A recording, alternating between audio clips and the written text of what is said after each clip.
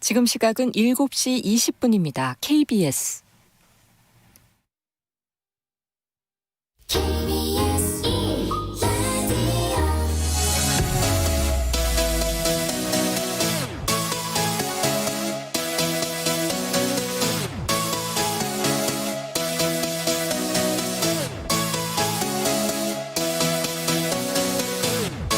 KBS 열린 토론.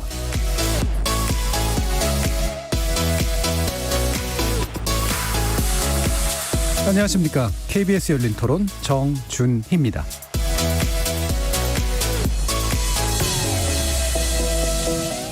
이번 주 금요일 KBS 열린 토론은 특정 이슈를 놓고 다각적으로 접근해보는 지적 호기심에 목마른 사람들을 위한 전방위 토크, 줄여서 지목존 토크로 여러분을 만납니다. 청취자 여러분은 만약 시간여행이 가능하다면 어디로 가고 싶으신가요? 정확히 말하자면 어느 시점에 어디에 가고 싶으실까요? 시간여행이라는 것 자체는 우리에게 꽤나 친숙한 개념인데요. 여러 영화, 드라마, 소설에서 자주 채택된 소재이기 때문일 겁니다.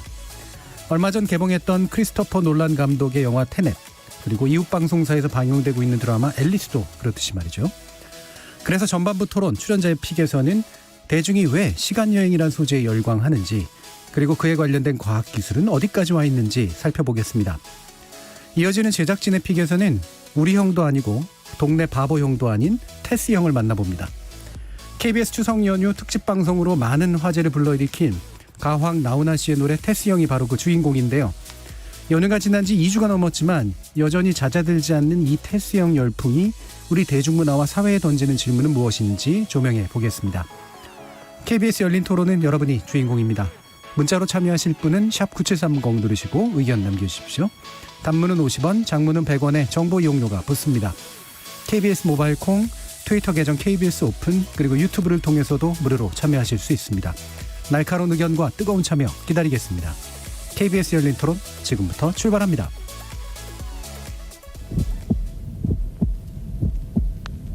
살아있습니다.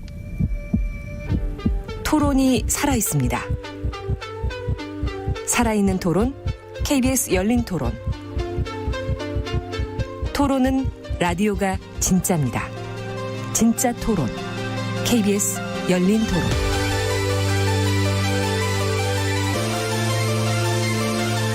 자, 오늘 함께 하실 분들 소개하겠습니다. 문화비평가 이택광 경희대 교수 나오셨습니다. 네, 반갑습니다. 이택광입니다. 나라를 걱정하는 과학자 이종필 건국대 교수 나오셨습니다. 안녕하세요. 이종필입니다. 일상, 애정, 공감의 소설가 서유미 작가 나오셨습니다. 안녕하세요. 서유미입니다. 규정을 거부한다. 한국 여성 변호사의 손정혜 변호사 나오셨습니다. 안녕하세요. 손정혜입니다. 자, 이렇게 문화비평가, 물리학자, 법률 전문가, 소설가까지 각기 다른 전공, 개성, 지식을 가지신 네 분의 출연자와 함께 만들어가는 지적 호기심에 목마른 사람들을 위한 전방위 토크, 줄여서 지목존 토크, 출연자의 픽부터 시작해보겠습니다. KBS 열린 토론. 접하기 어려운 영역이다 보니까 그런 부분에 있어서 좀 흥미로운 것도 있고, 그런 게 이제 연출로나 영상미로 반영됐을 때 시각을 아무래도 더 끄는 건 있는 것 같은데, 보다 보면 그런 원리 자체가 이해 안 되는 부분이 없잖아 있긴 한 것 같아요. 저는 원래 타임슬립 자체를 되게 좋아하기도 하는데, 최근에도 뭐 테넷 이런 영화도 나오기도 했잖아요. 그래서 사실 처음에는 이해하려고 보려고 하는데 너무 어려워서 한 번 더 보고 싶다라고 생각을 했고요. 보고 나서도 이렇게 해석을 이런 걸 막 보고 재미있게 보긴 하는데, 한국 드라마에서 예전에 인상 깊었던 건 시그널? 그렇게 뭔가 시공간이 다른데도 그 주인공들이 같이 소통하거나 이런 부분들에서 오는 극적인 얘기들? 거기서 좀 재미를 느끼는 것 같아요. 그전에도 그런 타임슬립 드라마는 굉장히 많이 나왔었잖아요. 뭐 터널이라든지 그런 것도 다 타임슬립 드라마인 거고, 사실은 이게 일어날 수 없는 일을 가지고 공상과학 영화를 쓰는 건데, 과거를 바꿀 수 있었으면 지금 내가 다른 모습이 되어 있지 않을까라는 그런 욕망이 좀 숨어져 있는 것 같아요. 예, 저희가 이 금요일 코너 격주로 만나다 보니까 지난번에 특집 때문에 한번 쉬면서 이제 한 달 만에 보는데요. 한 달 전에 저희 헤어질 때 시간 얘기하셨는데, 시간 많이 지났는데 여전히 시간에 대해서 지금 주제를 잡아오셨어요? 이종필 네. 교수님. 네. 그동안에 이제 저도 그 영화 테넷을 이제 봤어요. 주변에서 이 영화를 과학적으로 좀 설명을 해달라 이렇게 요구하는 분들도 되게 많으셨고 그래서 의무감에 네. 그리고 개인적으로 그 놀란 감독의 어떤 그 뭐 영상미나 뭐 스토리 전개나 이런 걸 좀 좋아하기도 하고 그리고 특히 이제 시간과 뭐 엔트로피 이런 물리적인 개념들도 다루고 있다고 해서 뭐 1차적으로 의무감이었지만 2차적으로는 또 개인적으로 굉장히 또 흥미도 있었고요. 흥미도 있고. 네, 그리고 여전히 영화를 보고 나서 이렇게 아직까지도 이제 지금은 거의 이제 다 상영가 내려간 것 같은데 아직까지도 이제 테넷을 가지고 이렇게 얘기를 또 많이 질문을 주시더라고요. 네. 그리고 최근에 이제 뭐 잊을만하면 그 TV 드라마에서도 시간 여행과 관련된 소재로 이제 드라마도 많이 만들고 뭐 그래서 겸사겸사 이번에 한번 시간 여행과 관련된 얘기를 같이 해보면 어떨까 그래서 이 주제를 정했습니다. 그러면 테넷을 이제 보신 분으로서 그리고 물리학자로서 테넷 물리학에 대해서 제대로 이해하고 썼다. 아니다. 어떻게 보세요?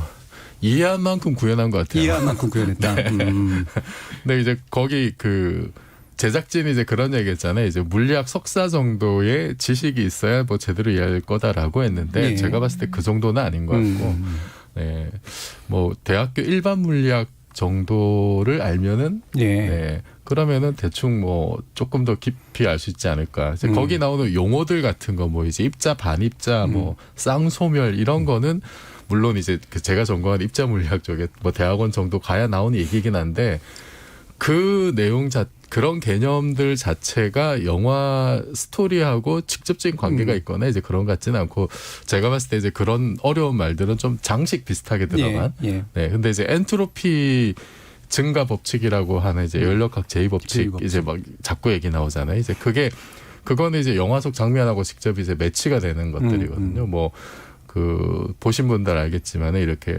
갑자기 이렇게 뭐 차가 폭발을 했는데 이게 그 사람 몸이 이제 불타거나 이러지 않고 오히려 이렇게 열기를 주변에 뺏겨가지고 이제 저체온증에 시달리고 이제 이런 게 그 이제 엔트로피가 감소하는 방향으로 가는 거라서 이제 그런 정도가 뭐 이제 뭐 썰을 푼 거랑 이렇게 좀 매치가 되는 내용들이고 그래서 그렇게 겁먹지 않아도 되지 않을까. 네. 그러면 놀란 감독을 개인적으로 되게 좋아하시는 걸로 알고 있는데 놀란 감독의 연작들이 대부분 시간 개념들이 많이 좀 들어가잖아요. 네. 그 각각의 좀 차이점이나 이런 것들이 좀 느껴지시던가요? 그 이제 메멘토 같은 경우는 상당히 충격적인 영화죠. 이게 그런 식의 영화가 없었잖아요. 그렇죠.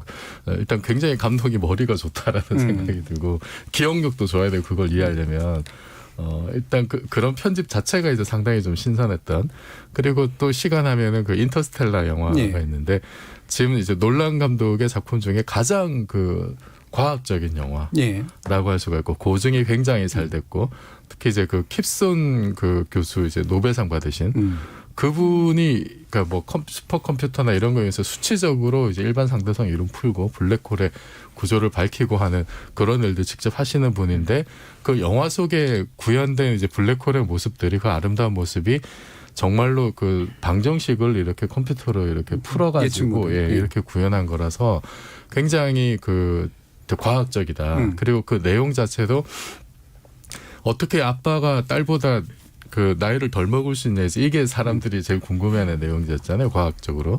근데 그게 실제로 그 블랙홀처럼 중력이 아주 강력한 천체에 갔다 오면은 그러면 시계가 늦게 가요. 이거는 이제 과학적으로 이미 이제 다 여러 뭐 지난 100년 동안 이렇게 뭐 수만 가지 경우에서 이제 확인이 된 사실이고 그래서 그 현상 자체는 전혀 비과학적이지 않다. 영화에 있는 인터스텔라는 뭐 거기 나오는 거의 모든 내용이 굉장히 이제 과학적인 물론 이제 뭐 이제 그 차원이 하나 더 열리고 거기도 보면은 사실 이렇게 약간 시간 여행 비슷한 과거를 관찰하는 장면이잖아요. 그 원인과 결과가 연결되는 이제 이런 부분인데 그거는 뭐 이제 사실 오늘 얘기할 시간 여행하고도 좀 관계가 있습니다만 그거는 조금 지금 과학하고 뭐 맞다라고 하기는 좀 힘든 부분이 있고 그 부분은 좀 상상력이 들어간. 그다음에 이제 테넷은 왜 새롭냐면은 지금까지 뭐 논란의 작품도 그렇지만 다른 모든 시간 여행을 다룬 작품들은 시간 여행을 하더라도 시간이 흘러가는 방향이 똑같았어요. 순행하는 방향이죠. 근데 테넷은 시간 역행의 장면을 보여준 거예요. 근데 그게 시간 역행하는 건 사실 그냥 되게 쉽죠. 이거를 이걸 거꾸로 돌리면 되는 거잖아요. 거꾸로 돌리면 되는 건데 뭐 그런 거는 뭐 장면 우리가 뭐 영화나 드라마에서 많이 봤습니다만 테넷의 놀라운 점은 하나의 현실 속에 시간 순행과 시간 역행의 모습을 동시에 담았다는 거예요. 네. 동시에 담았는데 그걸로 이제 스토리를 만든 거죠. 이제 그 자체가 굉장히 놀라운, 그거를 정말 있을 법한 어떤 그 화면 안에 컴퓨터 그래픽도 많이 안 썼다 그래서 그렇게 이제 구현한 게 굉장히 참 놀랍다. 뭐 디테일이 뭐 이게 진짜 말이 되냐 이런 걸 떠나가지고 그 상상력 자체, 그걸 실제 화면에 구현했던 기술력 이런 예. 게 굉장히 평가받을 만하다고 봅니다. 자, 이쯤에서 이제 다시 일반인들로 돌아가겠습니다. 자, 일반인들이 보시기에 시간 여행이라는 게 여러 가지 이제 상상력을 자극하는데 다양한 미디어를 통해서 사실 구현되는 거니까 어떤 것들이 좀 기억나세요? 이태광 교수님. 저는 뭐 일단 타임머신이죠. 타임머신. H.G. 웰즈가 고전자. 맨 처음 아마 인류 최초로 시간 여행이나 이런 걸 다루지 않았을까 싶고요. 그러니까 거기서부터 이제 일반적으로 사이파이의 기본을 잡거든요. H.G. 웰즈가 이제 타임머신을 쓰고 또 그런 시간과 관련된 그런 작품들 몇 개 더 썼습니다. 그러니까 죽기 전에도 이제 1901년 정도에 또 하나 잠든 이 깨어나다 뭐 이런 게 있는데 그런 것도 보면은 이제 냉동 인간이죠. 냉동시켜놨다가 얘가 깨어나가지고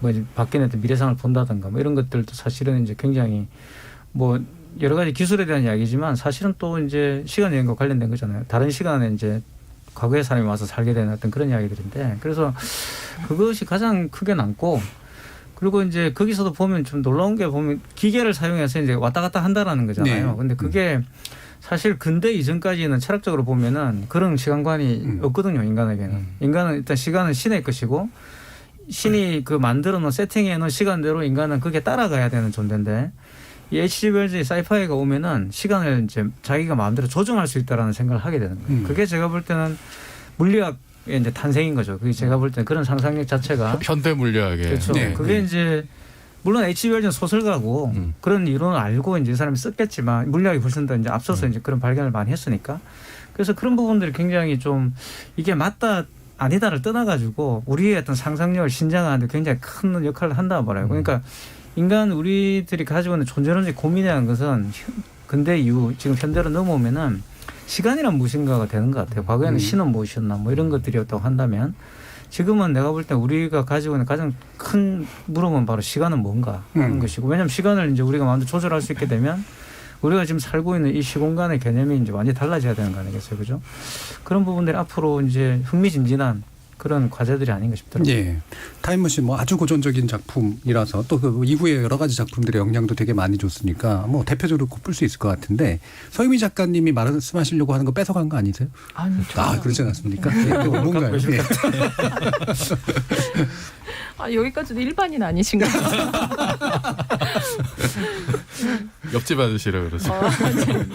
저는 뭐 굉장히 대중적인 작품들 생각났었어요. 뭐 백투더퓨처부터 시작해서 그 우리나라 영화로 뭐 은행나무 침대, 예. 뭐 동감, 10월에 나비효과 이런 영화들 굉장히. 근데 이 영화들은 사실은 막 법칙 이런 거 없고.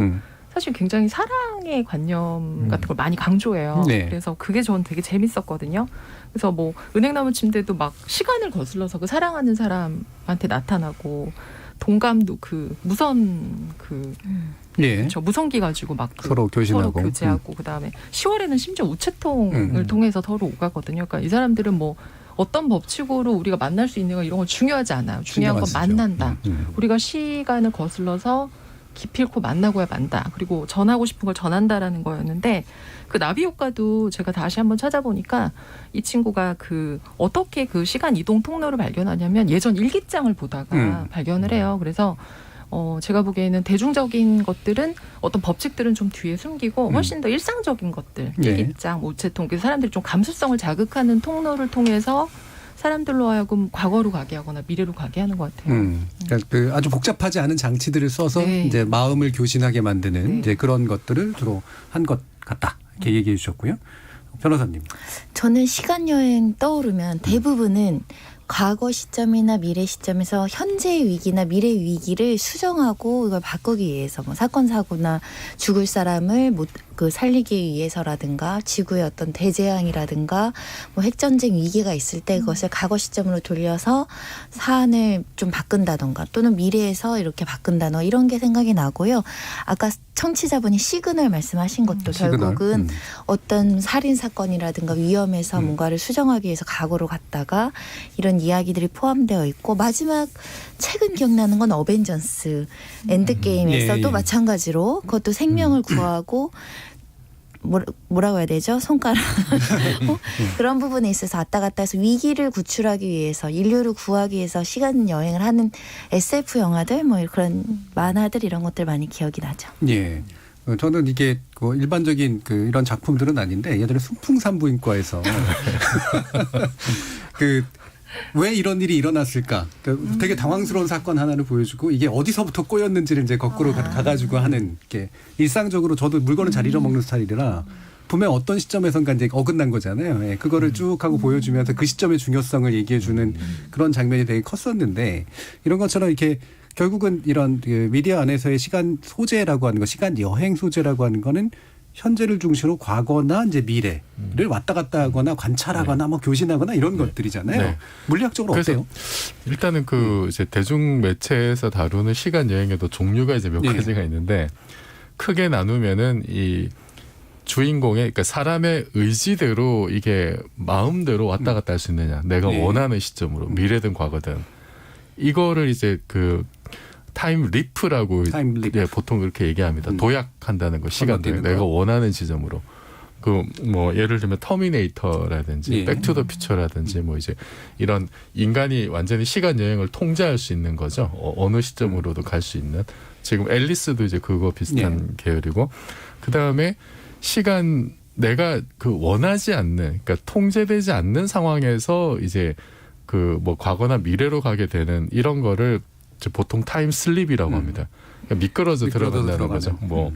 뭐 옛날에 이제 달의 연인이나 뭐 옥탑방 왕세자, 뭐 닥터진, 터널, 천구 뭐 이런 작품들이 다 그런 거죠. 흔히 보는 시간 여행 이런 거. 어쩌다 보니 갑자기 내가 과거로 왔어. 내가 뭔가 이렇게 제어할 수 없는 상황, 어떻게 돌아갈지도 모르고 이제 그런 게 타임 슬립이고, 그 다음에 이제 타임 루프라는 게 있어요. 이게 순환 고리에 빠지는 거죠. 뭐 대표적으로 이제 엣지 오브 투마로라는 아주 훌륭한 영화가 있죠. 그다음에 뭐 옛날에 나온 것 중에 뭐 사랑의 블랙홀이나 뭐 이건 이제 그 멜로물이긴 한데 그다음에 소스 코드라는 영화도 좀 비슷한 스토리가 있습니다. 그래서 이런 것들이 사실 뭐 그다음에 이제 시그널 같은 경우는 시그널 저도 이제 굉장히 재밌게 본 드라마인데 이거는 보면은 이제 과거하고 현재를 또 무전기로 이렇게 서로 대화를 하잖아요. 이거는 조금 더 진일보한 형태거든요. 그냥 과거로 가서 거기서 쭉 시간이 흘러가거나 뭐 이런 게 아니라 과거와 현재가 어떤 형태로든 소통이 돼, 직접적인 소통이 되는 방식인데 이제 이런 거를 또 따로 잘라서 타임 워프라고 이제 부르는 경우들도 있습니다. 그래서 뭐 다양한 경우들이 있는데 이게 과학적으로는 뭐 아직까지는 이제 과거로 가는 것에 대해서는 이제 상당히 회의적이에요. 그러니까 미래로 가는 거는 이제 아까 말씀드렸듯이 인터스텔라의 경우를 생각해 보시면 돼요. 거기 보면은 가간 투어라고 하는 굉장히 큰 질량을 가진 블랙홀이 있는데 그 옆에 이제 밀러 행성이 있죠. 거기 이제 밀러 행성의 아빠 쿠퍼가 다른 우주인들하고 갔을 때 그 행성에 내려서 하는 얘기가 이제 대사 중에 그런 게 있습니다. 여기서 몇 시간 지났는데 지구에서 몇 년 지났을 거다라는 코멘트가 있어요. 네, 그게 이제 중력이 강력하기 때문에 시공간이 비틀어져 가지고 시간이 늦게 간 거거든요. 그래서 나중에 뭐 직접 블랙홀로 빠져들기도 합니다만 돌아와서 보니까 자기는 정말로 시간이 얼마 안 가 있고 나는 몇 년 안 지났는데 지구에서는 뭐 한 20-30년 지나버린 이제 이런 일들은 실제로 뭐 전혀 과학적으로 문제가 없는. 그러니까 미래의 시점으로 가는 거는 문제가 없어요. 기술적으로 원리적으로 문제가 없고 기술적으로는 당연히 좀 쉽지는 않겠죠. 그러니까 뭐 중력이 굉장히 센 영향이 이제 일반 상대론적인 효과입니다. 근데 특수 상대론적인 효과도 있는데 이제 굉장히 빠른 속도로 우주여행을 하고 돌아오면은 또 이제 시계가 늦게 가요, 자기가. 그래서 굉장히 빨리 어디 찍고 오거나 굉장히 빨리 저기 굉장히 중력이 센 블랙홀 한번 찍고 오면은 그러면은 미래 모습 볼 수 있죠. 그렇다고 자기가 살던 과거로 돌아가는 거는 아직까지는 좀 여러 가지 문제가 좀 많습니다. 그러니까 이론적으로 보면 과거로 돌아가거나 과거에 영향을 미치는 것은 상당히 회의적이나 그렇죠. 미래를 관찰하거나 미래에 돌아갔다가 이제 현재의 모습으로 오는 것 같은 그런 효과가 나타나는 건 이론적으로는 전혀 문제가 없는 것. 그러니까 이제 미래에 가서 미래 모습을 보는 거죠. 그냥 거기서 그대로 그냥 살아가면 상관없는데 그래놓고 다시 자기가 살던 시기로 가는 건 또 과거로 가는 거니까 그거는 여러 가지로 좀 이렇게 좀 문제가 있습니다. 아, 그렇죠. 지구에 그러니까 그 시간 차이가 있는 건 그 미래에 도착을 한 셈이 되는 거니까. 맞습니다. 이런 것들은 그래서 물리학적으로는 현재까지는 이렇게 이제 파악이 되는데 결국은 뭐 기술의 문제가 있긴 합니다만 결국은 이게 소재가 돼가지고 미디어적인 자극들을 만들어내는 게 중요한 것 같은데 아까 서유미 작가님 말씀 주실 때는 이제 결국은 작가들은 이제 특정한 모티브를 가지고 이제 다른 이야기를 하고 싶어하는 이제 그런 측면들이 좀 있잖아요. 맞아요.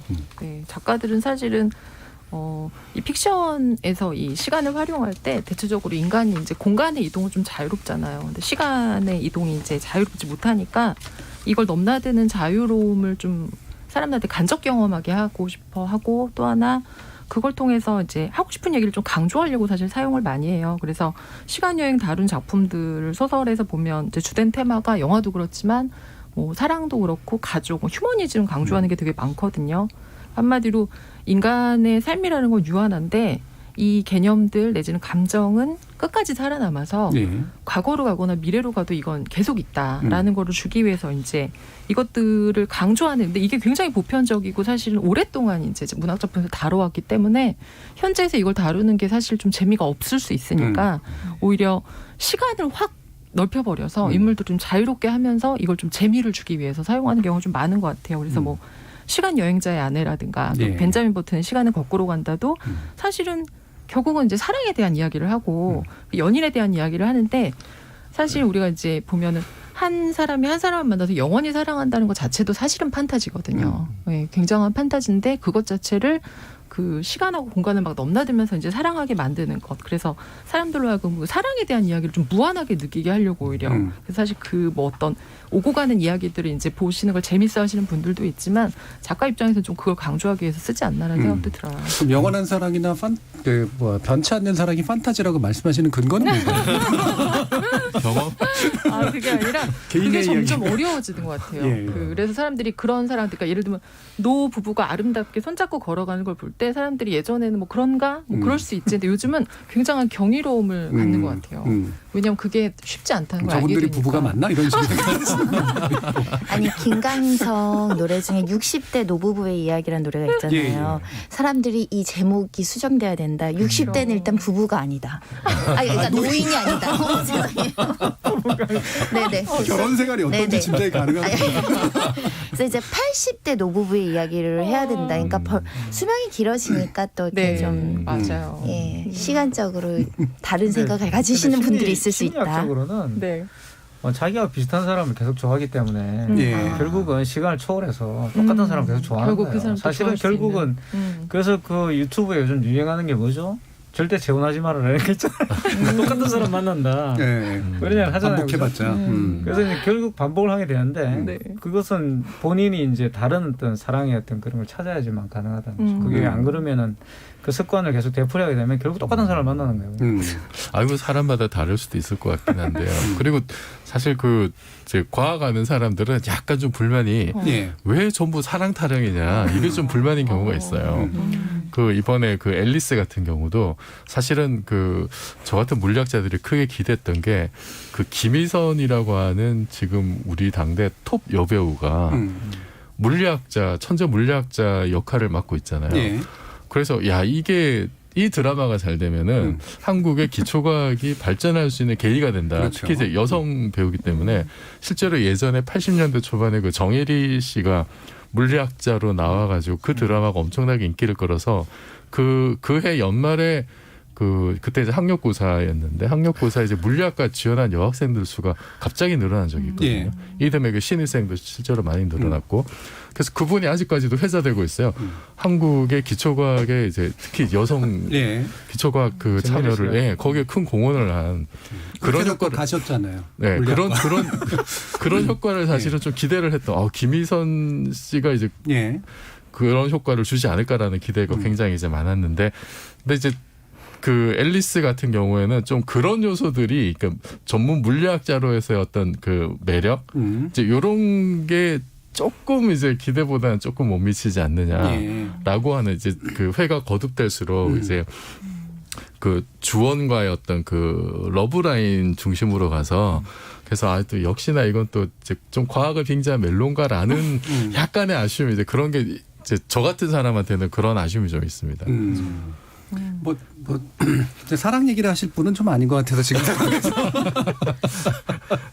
자, 근데 바로 이제 우리나라에서 좀 너무 또 자주 나타나는 특징인 것 같긴 해요. 모든 직업이나 이런 것들, 전문직이나 이런 것을 특히나 드라마가 조명을 할 때는 결국 이제 멜로물에 녹이기 위한 소재로 이제 사용해 버리는 경우들이 많으니까 아마도 이종필 교수님이 아쉬워하시는 건 그거는 뭐 이해는 하는데 조금이라도 더 깊이 있게 좀 들어가서 그걸로 뭔가 풀어내는 매력들이 있었으면 좋겠다는 말씀이시잖아요. 그러니까 이제 그 보면은 상당히 이제 소품 같은 것도 이제 그 실제로 이제 드론도 나오고 그 시간 여행을 위한 여러 가지 장치들도 있고 이제 그 물리학자의 모습을 그래도 좀 성실하게 담으려고 했는데 그게 그냥 어떤 그 장식품 정도로 이제 그치는 정도가 아닐까라는 좀 아쉬움이 있어요. 거기서 이제 한 발 더 들어가면은 그 자체 여러 가지 어떤 그 이야기들 물리학에서도 보면은 뭐 아주 최신 이론에 한 발 더 나가면은 정말 SF 같은 그런 이론들도 상당히 많은데 그런 것들이 조금 더 전체 스토리에 이렇게 결부가 됐으면은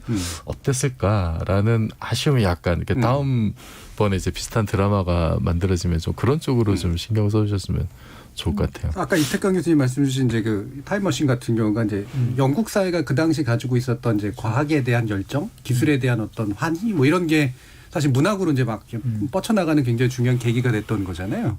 그리고 아직도 보면은 이제 특히 이제 서양 사회는 SF가 가지는 문학적 장르로서의 특성도 있을 뿐더러 그게 가지는 이종필 교수님 말씀하시는 그런 어떤 매력, 깊이 이런 게 좀 잘 버무려지는 측면들이 있는데 그게 문화적 좀 차이가 있을까요, 우리나라하고? 그렇죠. 그러니까 이 웰즈는 누구였냐면 다윈주의자였어요. 그래서 이제 그 진화론 신봉했던 사람이고 사실 좌파였죠. 그 영국에서 좌파였고 사실 이 웰즈보다 더 좌파가 사실 버지니아 울프였는데 어쨌든 그 웰즈 같은 경우는 그래서 역사는 진보해야 된다라는 어떤 그런 조금 믿음이 있었고 그래서 소설을 쓸 때도 그렇게 씁니다. 그래서 그 잠든이 깨어나다 같은 경우도 그 사람이 깨어났는데 자기 딸뻘의 그 여자를 만나요. 약간의 그 핑크빛 이제 관계가 될 뻔하다가 안 되죠. 왜냐하면 이제 진화론에 어긋난다 이거죠. 다윈은 그 옛날 사람이 지금 이 사람을 만나가지고 이 유전자가 다른데 만나가지고 사랑을 한다는 건 윤리적으로 맞지 않다 이렇게 생각을 했어요. 되게 재밌죠 지금 생각하면. 근데 이게 뭘 말하냐 그러면 웰즈가 처음에 사이파이를 만들 때는 명백하게 과학소설.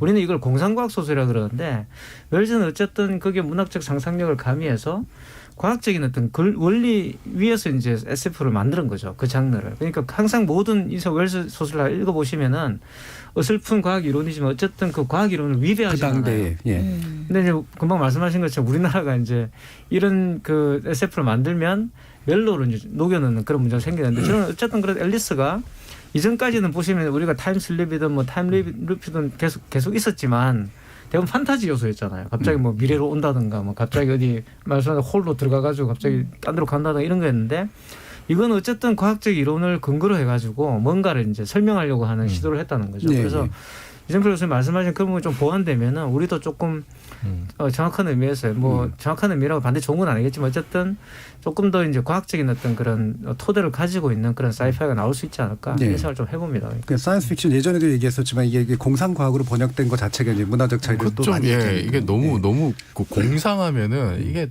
허황되다 이게. 그래서 좀 안 좋은 거다 막 이제 이런 식의 그 개념을 이제 갖게 되잖아요.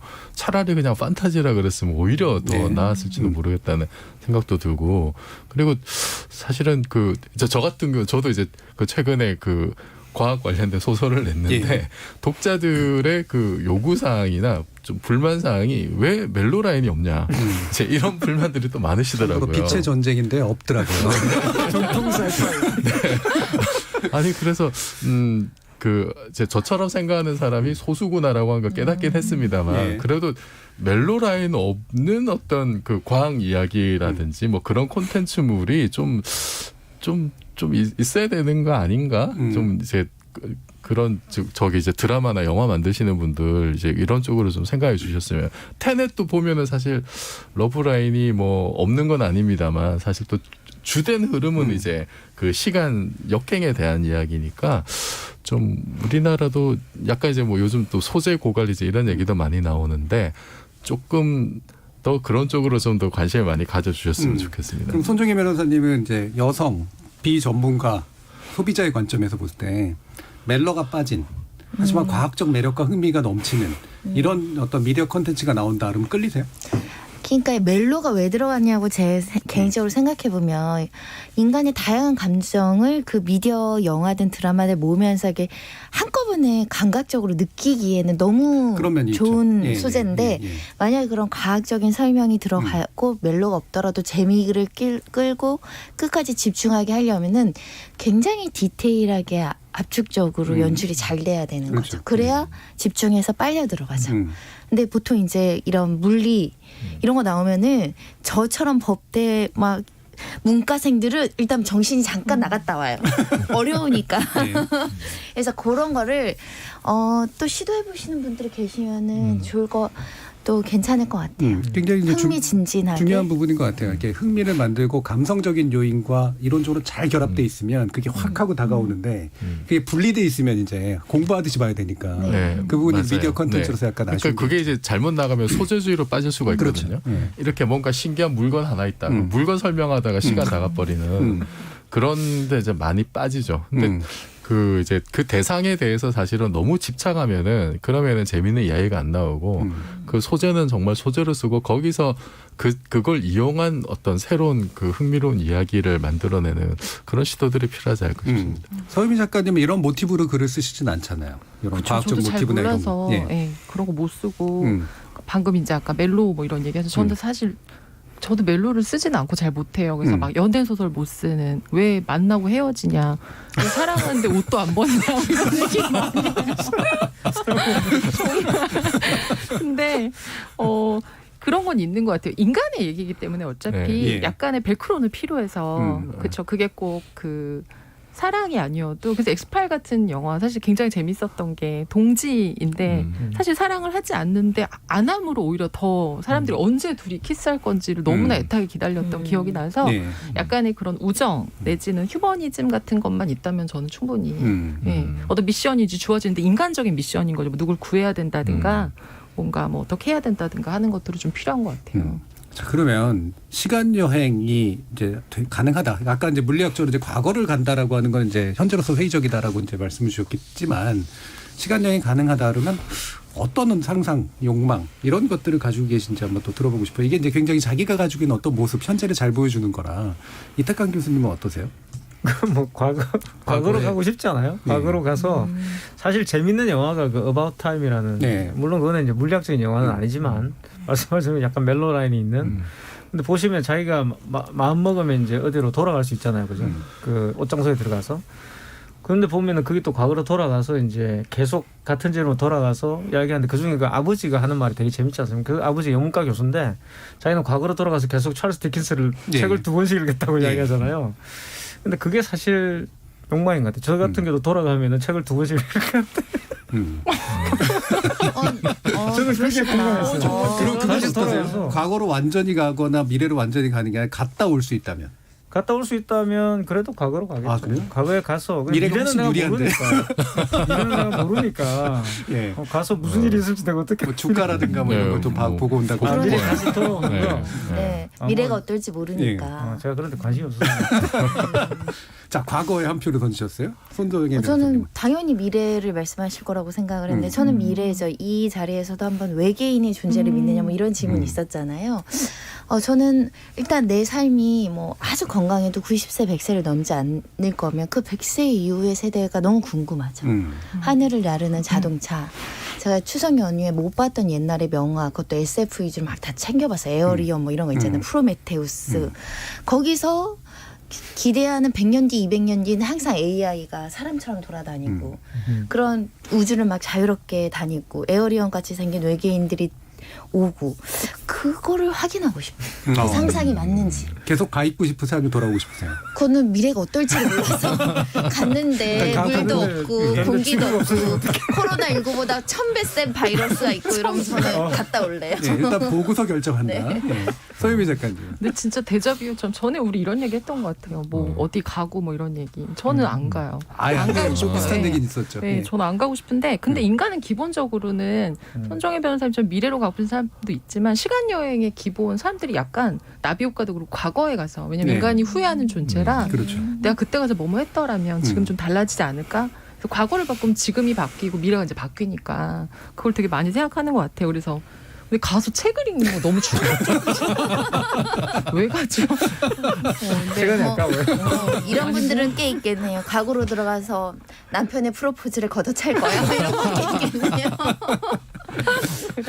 실제로 보면은 조사를 해보면 상당수의 사람들은 과거를 더 많이 선택한다고 이렇게 좀 나오기는 합니다.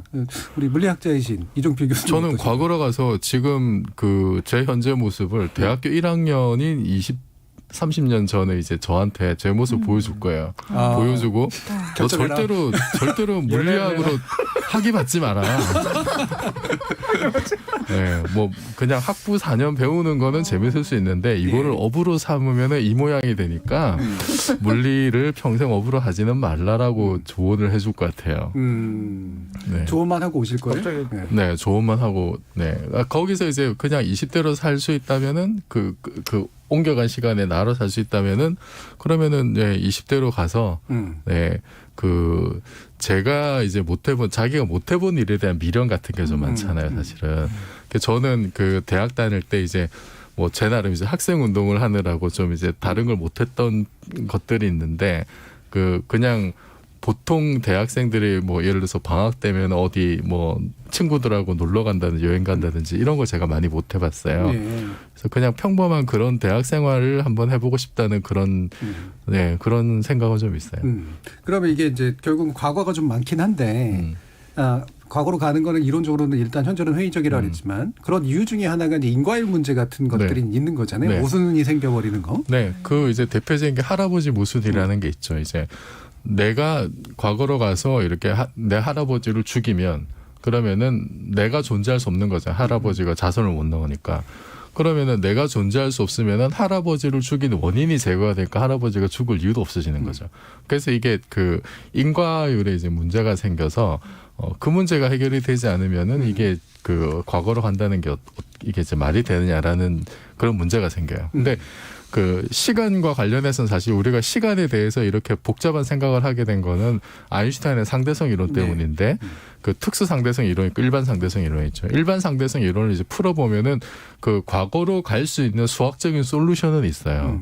그 수학적인 솔루션이 있는 거하고 그게 이제 물리적으로 가능한가는 이제 사실 또 다른 문제이기 때문에 이제 호킹 같은 경우는 그 살아생전에 이제 그런 말씀을 하셨거든요. 이게 아예 그렇게 못 가게 한 다른 우리가 아직은 모르는 그런 다른 물리 법칙들이 있는 게 아니냐라고 하는 그 뭐 주장도 있고 또 같은 이유로 우리가 모르는 다른 물리 법칙 때문에 과거로 갈 수도 있다라고 이제 주장하는 사람도 없지는 않습니다. 예. 그거 얘기하시니까 기억나는 게 아닌 것 같다라고 얘기하시는 그 물리학자들 중에 지금까지 미래에서 와가지고 우리를 뭔가 조작하거나 이런 애들이 없지 않느냐. 호킹도 이제 그 비슷한 논리를 폈었죠. 만약에 이제 시간여행 가능하다면 이미 우리 주변에 미래에서 온 사람들이 많이 있어야 되는 거 아니냐. 뭐 근데 그런 사람을 한 번도 본 적이 없다는 거는 그 과거로 가는 게 뭐 어렵다는 거의 불가능하다는 반증이다라는 논지를 편 적이 있죠. 예. 뭐 이분들이 아마 서약을 하고 왔을 수는 있겠는데 절대 발설하지 않거나 건드리지 않겠다라는. 자, 이런 여러 가지 재밌는 이야기들을 가지고 우리 시간여행 문제를 다뤄봤는데요. 우리 청취자들도 어떤 생각들 가지고 계신지 한번 들어보겠습니다. 정의진 문자 캐스터. 네, 청취자 여러분이 보내주신 문자 소개해드리겠습니다. 백승우님, 저도 시간여행하면 서유미 작가님이 말씀하신 작품들이 떠올랐어요. 10월에 동감, 나비효과처럼 말이죠. 드라마 시그널도 있군요. 3699님, 이상한 나라의 앨리스가 기억나네요. 토끼굴, 블랙홀, 중력의 법칙과 상상력의 발동을 돕는 재밌는 시간여행이었습니다. 방탄트로이님, 영화 테넷은 호불호가 갈리는 것 같습니다. 전 아직 안 봤는데 아들은 개인적으로 흥미롭게 봤다고 하네요. 홍현미님, 옛날 동화책에서 용궁에 한 일주일 있다 왔더니 지상의 시간은 30년, 100년이 지나 있더라 라는 이야기가 있었습니다. 그때도 블랙홀의 개념이 있었던 건가요? 갑자기 신기하게 느껴지네요. 오윤재님, 시공간이라는 건 우리 인류가 인식을 위해 창조한 개념입니다. 자연현상의 하나인 시간의 흐름은 역행 불가입니다.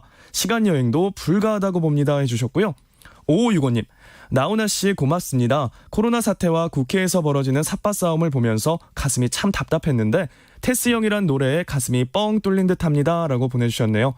네, KBS 열린 토론, 이 시간은 영상으로도 생중계되고 있습니다. 유튜브에 들어가셔서 KBS 1라디오 또는 KBS 열린 토론을 검색하시면 지금 바로 토론하는 모습 영상으로 보실 수 있습니다.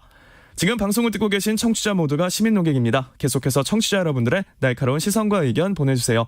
지금까지 문자캐스터 정희진이었습니다. 자, 만약에 시간여행이 가능하다면 이렇게 과거를 선택하는 분들이 많이 있는데요. 그거는 현재의 어떤 자신의 모습을 반영하는 것이 아닐까라는 생각이 듭니다. 여러분은 현재 자신의 모습에서 어떤 과거의 모습을 또한 보고 바꾸고 싶으신가요? 지목전 토크 출연자의 픽, 여기서 마무리하겠습니다. 여러분께서는 KBS 열린 토론과 함께하고 있습니다. 토론이 세상을 바꿀 수는 없습니다. 하지만 토론 없이 바꿀 수 있는 세상은 어디에도 없습니다.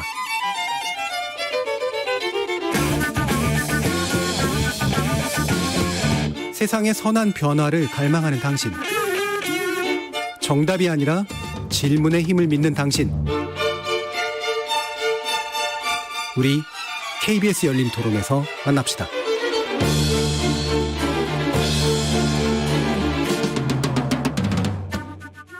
코로나라서 밖에 못 나가서 좀 적적해 하셨는데 어른들도 이제 같이 좋아하고 이제 또 저희 또래 이제 30, 40대도 나훈아 씨 공연 보면서 이렇게 옛날 분이신데 멋진 공연을 하셨구나 해가지고 좀 세대가 어우러지는 그런 시간을 보낼 수 있어서 좋았던 것 같습니다. 나훈아 콘서트 봤습니다. 이거 나한테 진짜 좋은 가수 난 좋아해요. 원래부터 처녀 때부터. 아니 그리고 늙는 것도 멋있게 늙어요. 대단하더라고. 시어머니가 되게 좋아하시더라고요. 어르신들이 다 옆에서 박수치고 춤추고 난리도 아니었다고. 남진 씨가 너무 질투하고 계시지 않을까요? 그 생각만 들었어요. 옛날 생각났죠. 요새 뭐 젊은 사람들 판인데 그중에 이제 나이 먹은 사람들 프로가 되고 또 워낙 유명한 가수잖아요. 그래서 잘 봤습니다. 인터넷 웹사이트에 소크라테스를 치면은 밑에 이제 의동생 나훈아 이렇게 누가 걸어 놓으셨다고. 소크라테스라는 그 명칭을 사용하는 게 좀 약간 특이하고 재미있더라고요. 테스 형, 세상이 왜 이래? 테스 형. 테스 형, 세상이 왜 이래? 지적 호기심에 목마른 사람들을 위한 전방위 토크. 문화비평가 이태강 경희대 교수, 물리학자이신 이종필 건국대 상호교양대 교수, 서유미 작가, 손중희 변호사 이렇게 네 분과 함께하고 있습니다. 저희가 지난 추석 특집으로 이제 몇 분의 세대 간 토크할 때 가장 윗세대에 계시는 분들하고 이제 논의를 하다가 이제 끝나면서 이제 신청곡을 들었는데 고향역을 얘기하셨는데 이제 나훈아의 고향역 말고 임영웅의 고향역 이렇게 이제 얘기해 주셨어요. 그래서 야 이제 대세는 임영웅이구나 했는데 바로 나훈아 씨의 공연이 나오면서 대세가 함부로 바뀌는 건 아니구나 뭐 이런 식의 생각이 들 정도였는데 확실히 큰 화제가 됐죠. 이태강 교수님 제가 알기로는 보신 거로 아는데 직접. 네, 저는 뭐 재방송도 보고 했는데 사실 굉장히 놀랐어요. 그러니까 사실 뭐 이전에도 이제 비슷한 경우가 없진 않았죠. 조용필 씨가 예전에 이제 헬로우라는 음반을 냈을 때 이 비슷한 신드롬이 있었습니다. 그러니까 굉장히 정말 사라진 줄 알았던 조용필 가왕이 돌아왔구나 했는데 근데 조용필 씨 같은 경우는 가왕이었잖아요. 네. 이제는 가황이 돌아온 거죠. 네. 황제가 돌아와가지고 대부분의 이제 이 공연 끝나고 나면 바로 이제 가황 나훈아라고 이제 불리게 됐더라고요. 그래서 정말 그 힘을 이제 입증을 했고 한 가지 이제 굉장히 이 콘서트가 던진 메시지는 한국이 항상 우리가 보면은 많은 분들이 이제 우려하시고 또 이렇게 개탄하시는 게 한 우물을 끝까지 파는 사람이 없다 예, 이런 거잖아요. 예. 그리고 대부분 어떤 그 유행에 편성해가지고 본인의 어떤 그런 분야들을 좀 저버리는. 그래서 괜히 이제 지금 그 청취자분도 지금 말씀하셨지만 남진 씨가 괜히 이제 이상하게 한 꼴을 이렇게 먹는 그런 이제 일이 있었는데 예능 같은 데 출연하지 않으시고 그리고 다른 어떤 그런 방송이나 이런 데 얼굴을 비치지 않고 굉장히 많은 이제 신비주의 전략이라고 비난도 받으셨지만 사실 이분은 본인을 뮤지션이라고 생각한 거죠. 네. 나는 뮤지션이다. 그리고 또는 저는 이 그 나훈아 씨 음악이나 나훈아 씨의 어떤 퍼포먼스가 갖고 있는 가장 큰 장점이 뭐뭐 척하지 않는다는 거죠. 굉장히 나는 어쨌든 대중 가수다라는 것이고 그래서 통속성이 이 콘서트를 완전 압도했어요. 네. 통속성이라는 것이 정말 끝까지 가면 정말 고급해진다는 느낌을 딱 받았죠. 그러니까. 네. 이게 사실 저는 굉장히 그래서 문화평을 하는 입장에서도 보더라도 굉장히 큰 사건이라는 생각이 좀 들더라고요. 예, 실제로 좋은 말씀인 것 같아요. 통속성을 제대로 했을 때 얼마나 고급해질 수 있는가라는 거를 몸소 보여준 굉장히 중요한 뮤지션의 모습을 다시 한번 확인을 했는데 세대성도 참 관심을 많이 받았어요. 이거는 아마 할 때는 주로는 나이 드신 분들이 많이 보고 그 안에서 그냥 지금 트로트 열풍도 마침 불고하니 제대로 된 트로트를 다시 한번 보여주겠어 정도가 제가 볼 때는 KBS가 내심 생각했던 게 아닐까 싶었는데 근데 젊은 층의 반응도 꽤 놀라웠단 말이에요.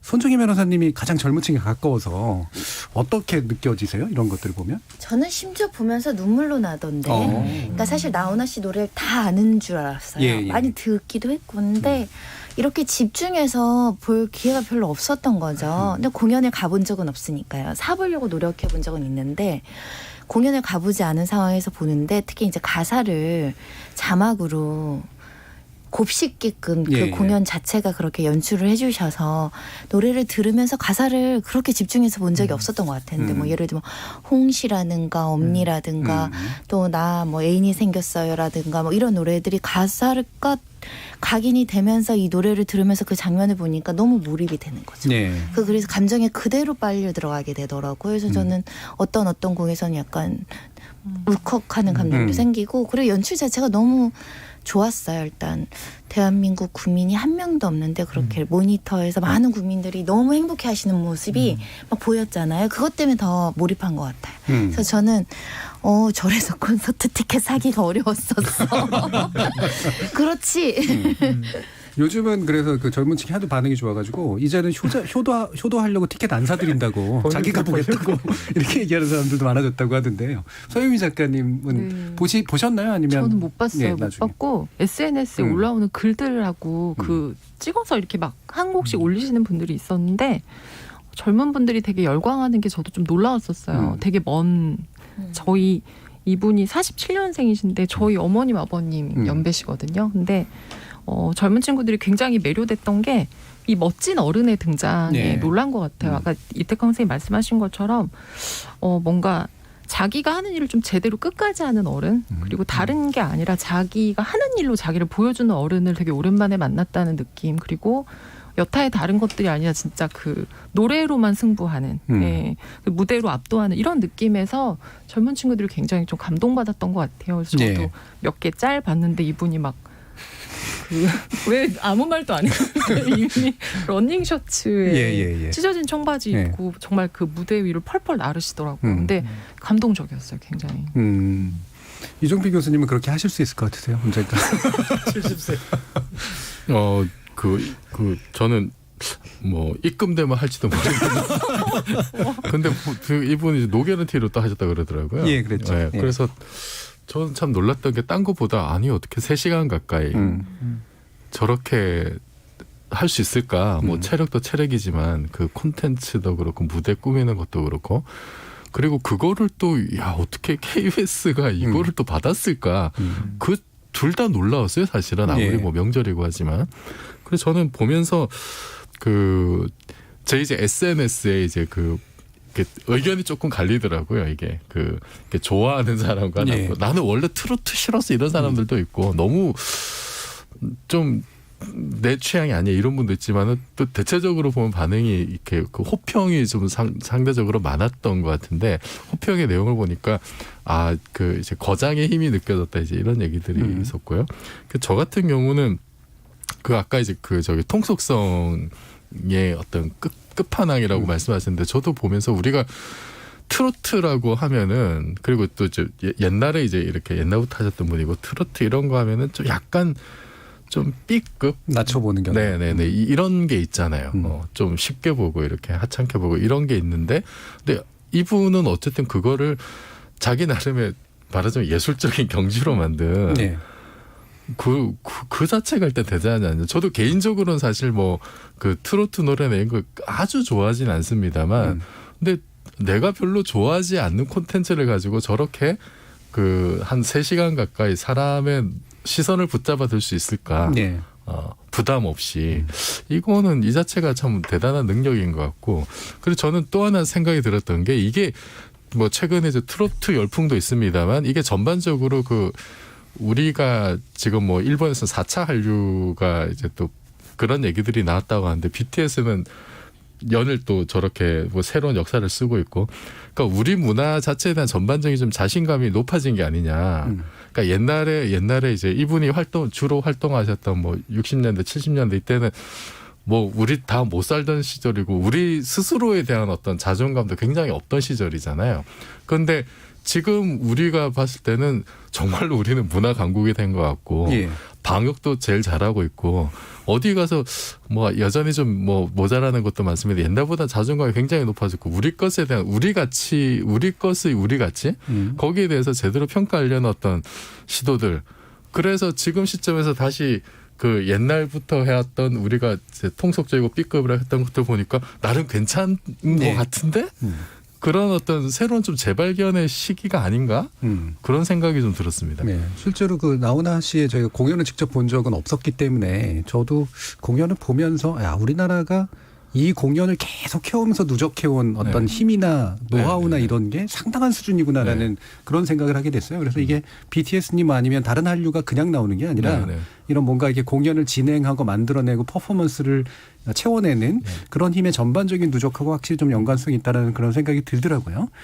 그러면서 사실 또 젊은 층이 이렇게 큰 반응을 보였던 것 중에 하나가 이른바 밈 또는 짤방이라고 부르는 것과 연관이 있는데 또 부르기 좋은 테스 형이라고 하는 오늘 노래도 들었던 이런 어떤 요 짤막한 말들이 만들어주는 게 굉장히 크잖아요. 이 택강 교수님 되게 중요한 문화 현상 아닐까요? 그렇죠.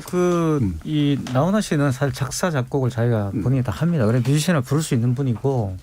근데 테스 형이 사실 원래는 유튜브에 먼저 나왔었어요. 뮤직비디오를 만드셔가지고 그 굉장히 단순하고 이제 소박한 뮤직비디오를 만들어서 이미 이제 유튜브에서 이미 젊은 층들 사이에 유행을 하고 있었어요. 그래서 저도 이제 우연히 소셜 미디어에서 보게 돼가지고 이게 뭐지 이러고 이제 보게 된 거죠. 이 테스가 누구냐 도대체 보니까 소크라테스였어요. 근데 정말 이것도 제가 좀 보면서 충격이었죠. 그러니까 아니 어떻게 이게 소크라테스를 향해서 너 자신을 알라라는 게 사실은 이 노래의 이제 테마죠. 근데 너 자신을 알려고 해서 내가 내 자신을 알려고 노력해봤는데 모르겠더라 지금까지 이거예요. 70대 노인이 대신 나훈아 선생님께서 아무리 노력해봐도 모르겠다. 당신은 천국에 와 있으니까 그러면 좀 어떻게 왜 이렇게 인생이 이런지 이야기해주고 갔어야 되는 거 아니냐 뭐 이런 어떤 푸념 같은 이야기 굉장히 좀 저는 이게 한국이라는 생각이 좀 들었어요. 저는 이런 노래는 본 적이 없어요. 철학자를 유행가에 나왔다. 이거는 우리나라 아니면 불가능한 건가? 저는 진짜 가요사에서 제가 과문해서 그런지 모르겠는데 가요사에서 이런 전례는 없는 것 같은데. 이름도 딱 잘라서. 이름도 게다가 자르고 한국식으로 테스 형은 그렇죠? 제가 이제 약간 이게 연식인데 제가 어릴 때 동네 아저씨들이 많이 했습니다. 테스 형. 그러니까 그게 유행어예요. 있었나요? 예. 소크리테스 이래가지고 그래서 가서 테스 형한테 물어봐 이런 말들을 사실 한 잔씩 하시면서 많이 하셨는데 좀 어려운 말 하면은 야 테스 형한테 가서 물어봐 이런 이야기를 좀 그게 옛날 농담이기는 해죠. 이게 옛날 이야기인데 이게 이제 지금 다시 노래로 만들어가지고 젊은 층들 사이에 밈으로 유행한다. 이게 굉장히 놀라운 것 같아요 저는. 사실 또 이렇게 왜 흔히 남성들 사이에서는 이렇게 왜 되게 높은 사람인데 이렇게 형 정도로 이렇게 막 이렇게 짧게 만들어가지고 외국 사람이라도 뭐 외국 뭐 축구 선수가 됐건 영화 배우가 됐건 그런 식으로 부르는 어떤 문화적인 게 있긴 있는데 그게 젊은 층들한테도 이렇게 샥 반응이 잘 나오는 거 보면 되게 신기하다 이런 생각을 하긴 했거든요. 근데 이렇게 이제 불편하신 분들이 이렇게 생각할 수도 있을 것 같아요. 그러니까 남성이 그냥 남성을 부르는 이런 형이라는 호칭으로 반응이 일어나는데 성별이 다른 사람들은 어떨까? 이런 생각도 좀 했거든요. 안 붙네요. 테스 옵. 네, 형이 예. 제일 좋긴 하네요. 예. 저는 이거 들으면서 초반부에 소크라테스가 안 나오고 테스 태형 하다가 나중에 소크라테스 나와서 그 얘기 듣자마자 빵 터져가지고 뭘 처음 들었으니까요. 네. 되게 그냥 노래 자체도 너무 재밌고 지금 젊은 사람들도 세상이 왜 이래, 사랑이 왜 이래 굉장히 공감할 수 있는 단어거든요. 네. 지금 각자의 위치, 각자의 어려움, 각자가 처한 상황에서 어른들 붙잡고 얘기하고 싶은 게 있는데 사실 붙잡고 얘기할 만한 존재가 신밖에 없거든요. 하느님, 부처님. 거기에 이제 테스형 생긴 거죠. 그래서 조금 더 가볍게 약간 좀 인생의 의지, 의존, 요가 좀 그런 언덕 같은 상징적인 의미로 막 예. 다가와서 되게 마음이 푸근했어요. 그러니까 이게 보통 신에게 의지하는 경우들이 많은데 신은 또 나를 안 그렇죠. 봐줄 것 같은 네. 거지. 하도 많이 찾아가지고요. 친근하게 말 걸면 좀 네. 이렇게 얘기도 될 것 같고. 서유미 작가님은 뭐 네. 별다른 생각 안 드셨어요? 아니, 테스형 저는 호칭 이런 거. 예, 이거 보면서 이 노래 왜 좋아할까? 사실 가사 되게 그냥 단순하거든요. 예. 근데 되게 진솔하게 사람들을 건드리는 부분이 지금까지 우리는 나이 드신 분들이 대부분 그래도 인생이 이게 뭐다라고 정해주는 노래를 많이 들었잖아요. 사랑은 이렇고 뭐 인생 살아보니까 이렇고 있는데 이거는 나이가 많이 드신 대가가 자기도 모르겠다라고 하는 인생을 오래 살았는데 여전히 모르겠다라고 하는 부분이 저는 오히려 되게 공감대를 형성한 것 같아요. 그러니까 저분은 좀 어떻게 보면 꼰대가 아니고 나랑 비슷해. 그러니까 형이라고 이분도 하고 나도 이분을 형이라고 하고 싶은 마음 네. 이런 것들을 좀 터준 것 같아요. 그럼 이종필 교수님은 제가 볼 때 네. 막스 형하고 더 친하셨을 것 같은데. 막스 형도 생각났었어요. 예. 막스 형도 생각났고 엥겔스 형도 생각이 났고. 근데 저는 사실 이제 옛날부터 소크라테스 하면 뭐 4대 성인 중에 한 명 뭐 이렇게 이제 그렇게 또 불렀던 되죠. 네네 철학자의 대명사였고 그래서 뭔가 진짜 힘든 세상에 어디 이제 의지를 하고 싶은데 이렇게 그 고상한 철학자가 아니라 그냥 이렇게 형이라고 부를 수 있는 그렇게 이제 우리 옆에 있는 정말 옆집 형님 같은 이런 존재로 이렇게 만들어 버린 게 그게 정말 포인트지 않았느냐. 근데 사실 소크라테스도 그 이제 과학의 역사를 하다 보면은 사실 고대 그리스 철학자들 쭉 나오거든요. 근데 이제 소크라테스는 약간 빠져요. 왜냐하면은 그 소크라테스 이전에 그 이제 바다 건너 밀레투스 지방에 있던 탈레스나 뭐 아낙시만드로 이런 사람들은 자연 철학적 얘기를 했는데 이 아테네 쪽에 소크라테스 오면은 소크라테스는 이제 현실적인 어떤 철학의 문제를 얘기를 하고 그래서 하늘에 있는 철학을 땅으로 가져온 사람이란 얘기를 하잖아요. 그래서 그 다음에 그 위대한 제자인 플라톤과 아리스토텔레스는 또 이제 그 수학과 과학 얘기를 하거든요. 예. 그래서 소크라테스는 사실 과학의 입장에서는 약간 좀 빠져 있는 사람이긴 한데 과학 역사에서 보자면은 그런데 그건 뒤집어서 얘기하면은 이분이야말로 이제 당시 아테네 여러 가지 힘들었던 뭐 펠로폰네소스 전쟁도 겪고 막 이랬던 사람이니까 그때의 어떤 힘든 사람들에게 뭔가 이렇게 메시지를 줬던 그거하고 이 지금 이 노래가 좀 잘 일단 내용이 좀 매치가 되는 부분이 있는 것 같고요. 그 뜬구름 잡는 얘기를 안 하는 철학자였다는 거죠, 이분이. 예. 그런 게 있고 근데 이게 또 그냥 다른 사람이 한 게 아니라 또 나훈아 씨가 했다는 게 저는 이분이 3시간 가까이 아주 열정적인 무대로 보여줬던 거랑 또 결합된 면도 있는 것 같아요. 그러니까 이분이 뭔가 어쨌든 좀 열과 성을 다한다 어쨌든 저 나이에도 그 나름의 어떤 진정성이 무대 내내 좀 있는 거잖아요. 그것이 이 노래하고 이제 결합이 되면서 저분이 세상이 왜 이래 저분 저렇게 열심히 사는 분조차 그러면서 이제 소크라테스를 갖다 붙이고 이러는 게 참 삼박자가 좀 잘 맞아 떨어지지 않았느냐. 예. 소크라테스의 생애하고 이제 노래 가사하고 그분의 어떤 열정 같은 거고 그러면서 사실 그분의 인생도 이렇게 나중에 또 뭐 옛날에 있었던 뭐 알던 이야기인데 다시 소환돼 가지고 뭐 이제 뭐 재벌가 이야기라든지 아니면은 뭐 이제 광주 때 노래 만든 이야기라든지 이런 것까지 다시 이렇게 좀 소환이 돼서 전체적으로 붐을 일으키지 않았나 싶습니다. 네, 사실 소크라테스가 변증론인이라서 이제 되게 까칠스러운 사람인데 또 이렇게 우리한테 대중적으로 알려지기로는 약간 좀 투박한 면들이 있잖아요. 이를테면 못생겼다, 뭐 다음에 악처를 만났었다, 그다음에 나중에 이제 또 죽었고 이러니까 이제 그것이 가지는 또 인간적인 면하고도 수주성뱅이라는 얘기도 있잖아요. 예, 나름대로 이렇게 막 매칭되는 게 또 있어가지고 나타나는 효과도 좀 분명히 좀 있는 것 같아요. 교수님이 설명을 이제 잘 해주셨는데 소크라테스는 그 당시에 이제 강단 철학자가 아니죠. 예. 그래서 이제 그 당시 고고한 철학은 이제 소피스트들이 주로 했고요. 네. 그 소피스트들은 지금은 좀 대학 교수들입니다. 대학에서 이제 그 당시 철학의 목적은 이제 정치가를 키우는 거예요. 그래서 융변수를 가르치는 말 잘하는 사람을 키워내는 거고 그게 목적이었기 때문에 이제 그런 수업들을 한 거예요. 근데 소크라테스는 어떤 사람이냐면 학생들이 거기서 이제 수업을 하고 쭉 나오면 시장 같은 데 이렇게 대포집에 앉아 있는 거예요. 앉아 있다가 한 명 오면 야 일로 와봐라 이래가지고 딱 이제 불러요. 그래가 오늘 뭐 배웠냐 이렇게 물어봐요. 그럼 얘가 막 설명할 거 아니에요. 그럼 거기에다 이제 딴지를 계속 거는 거죠. 그렇죠. 그래서 결론적으로 너희 선생은 아무것도 가르치지 않았다 이렇게 이제 하면서 결국 그것 때문에 소크라테스 죽는 건데 미움을 받아가지고 그러니까 그런 식으로 이제 어떻게 보면 기존에 있던 철학을 파괴하는 사람이었어요. 그러니까 재밌는 게 뭐냐 그러면 그 당시 유행했던 말이 소크라테스 학이라는 말이 있었어요. 그러니까 이게 나훈아 씨가 테스형이라고 부르는 게 잘못된 건 아닙니다. 내가 볼 때는. 왜냐하면 그 어떻게 보면 소크라테스가 하던 그런 어떤 삶의 형태를 왜냐하면 소크라테스는 말씀하셨지만 고고하게 있던 그 철학을 저작거리로 그냥 시장으로 이렇게 내려오게 만든 사람이죠. 그래서 이 사람이 소크라테스 학이라는 말이 일반 명사가 될 정도로 그래서 그 소크라테스 학위를 실천했던 사람이 우리도 잘 아는 그 디오게네스예요. 네. 통에 들어가가지고 그냥 아무것도 안 하고 그냥 사는 그거로서 디오게네스에 물어보면 이게 소크라테스 학이라는 거죠. 그러니까 그게 진리만을 추구하고 나머지는 이제 다 이렇게 중요하게 보지 않는 이제 그런 건데 그러니까 세속에 있는 즐거움이나 이런 것들 이게 아니라 진정한 어떤 가치를 찾아가는 그런 삶을 살아야 한다 이런 이야기를 하는 거거든요. 근데 사실 나훈아 씨 같은 경우도 그런 걸 실천하고 있는 거 아니에요. 그러니까 본인이 그런 말 그대로 이제 연예인으로서 얼마든지 뭐 예능 같은 데 나와서 본인이 그렇게 즐거움을 줄 수도 있겠지만 나는 그런 것보다는 내 음악을 추구하고 싶다 이런 거잖아요. 그죠? 그래서 뭐 크게 저는 뭐 이렇게 태생이라 불렀다고 해가지고 철학에 뭐 약간 뭔가 이렇게 그런 걸 누를 게 차다 이런 생각들은 좀 저는 소크라테스의 원래의 어떤 그런 삶을 그렇죠. 생각해 보더라도 크게 어긋나지 않는다고 오히려 생각하는 그 거죠. 테스 형의 철학에 부합하는 면이 더 있는 것 같아요. 예. 그러니까 그래서 요즘 뭐 다른 철학자나 이런 분들이 이제 이런 그래도 되게 훌륭한 이 소크라테스를 이런 대중과의 한면에 너무 좀 쉽게 좀 등장시킨 거 아니냐라는 불편함을 가지신 분들이 있다는데 뭐 왜 그런지는 이해가 갑니다만 말씀처럼 이 테스 형이 하고자 했던 부분하고는 외로 더 잘 맞는 게 영역이 있지 않는가 싶은데요.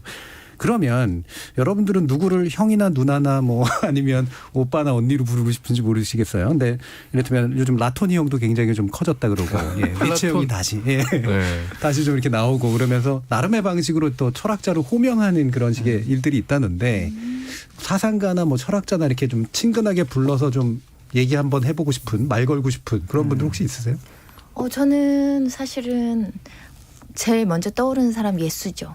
그렇게 이분에 대해서 많이 들었는데 사실 잘 모르는 것 같고 어떨 때는 좀 뭔가 의구심도 많이 생기고 그래서 실제로 예수 오빠라고 하면 많은 사람들한테 혼나겠다 안 되겠다 신성모독이라는 소리를 그러면 안 되겠다 그러면 다시 생각해보고 말씀드릴게요. 저부터 안 되겠네요.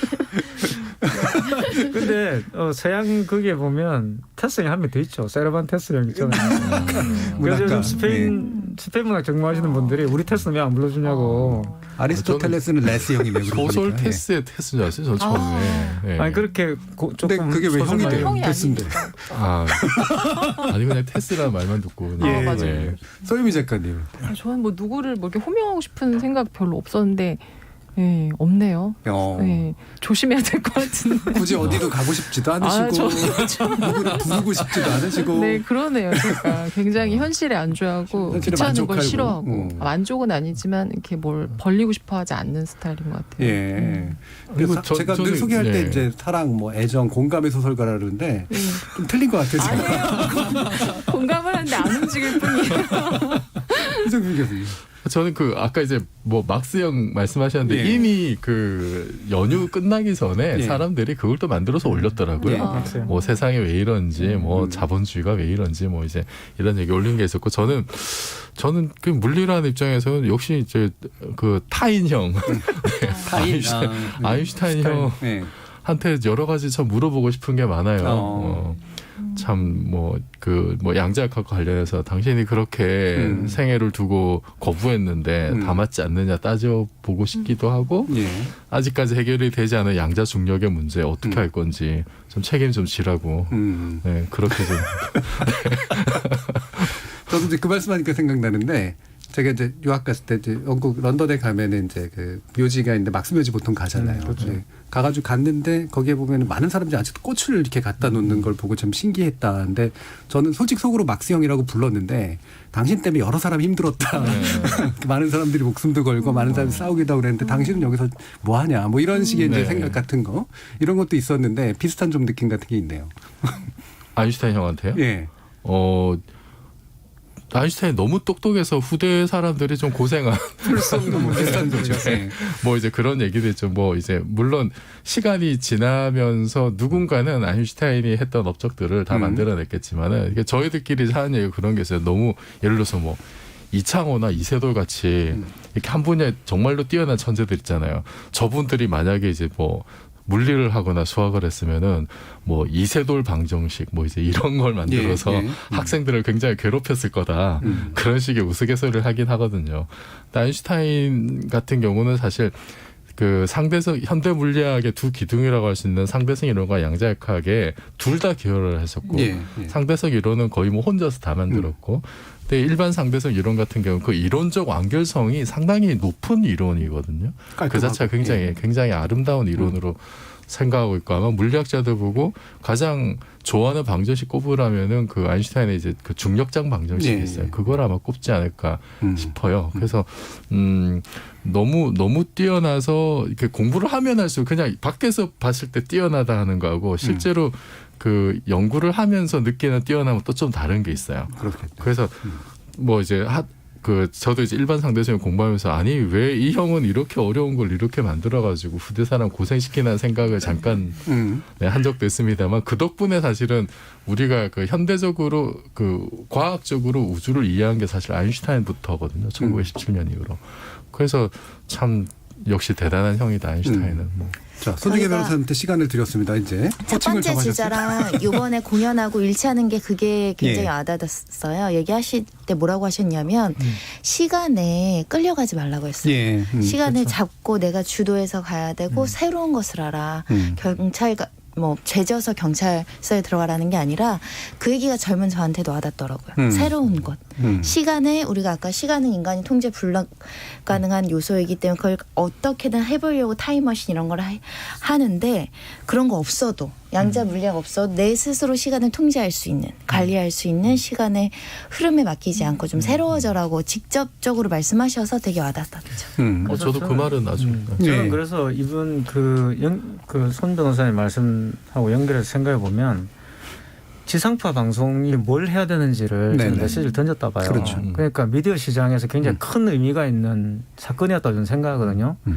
그래서 이걸 그냥 뭐 한번 나훈아 씨가 쇼를 해가지고 참 대박을 쳤구나 이게 아니라 왜냐하면 굉장히 많은 그 채널의 다양화 속에서 사실 그 트로트 열풍도 사실 종편에서 시작해서 지금까지 온 거잖아요. 근데 대부분 보면은 말 그대로 그냥 하나 순공하면 막 몰려가가지고 그냥 비슷한 걸 계속 만들어내고 이런 포화 상태, 과포화 상태 또는 유튜브에서 뭔가 유행하면 그게 지상파로 옮겨오고 막 이런 식이었잖아요. 그러니까 딱 똑같은 것만 계속 보게 되는 일이 있는데 사실 KBS가 여기가 뭐 KBS 제가 이런 말을 하는 건 아니지만 어쨌든 KBS가 해야 될 어떤 뭔가를 저는 좀 보여줬다는 생각이 들고 그게 이제 지상파들도 사실 다른 채널들이 할 수 없는 것을 이렇게 할 수 있어야 되는 거죠. 그리고 그런 것을 가지고서 새로운 어떤 그런 콘텐츠를 만들어낼 수 있는 가능성들을 계속 보여주는 게 좀 그 메시지가 아닌가 싶어요. 나훈아 씨가 의도했든 의도하지 않았든 어쨌든 다른 곳에서 할 수 없는 것을 지상파가 할 수 있어야 된다는 생각이 들고 거기서 뭔가 새로운 걸 계속 만들어내야 된다. 그렇죠. 그게 역할 분담이 좀 돼야 되는 거 아니냐 이런 생각이 좀 들더라고요. 이번에 나훈아 씨 특집 이전에 사실은 저는 아이유 공연에 대해서도 그런 비슷한 생각이 좀 있었어요. 그러니까 한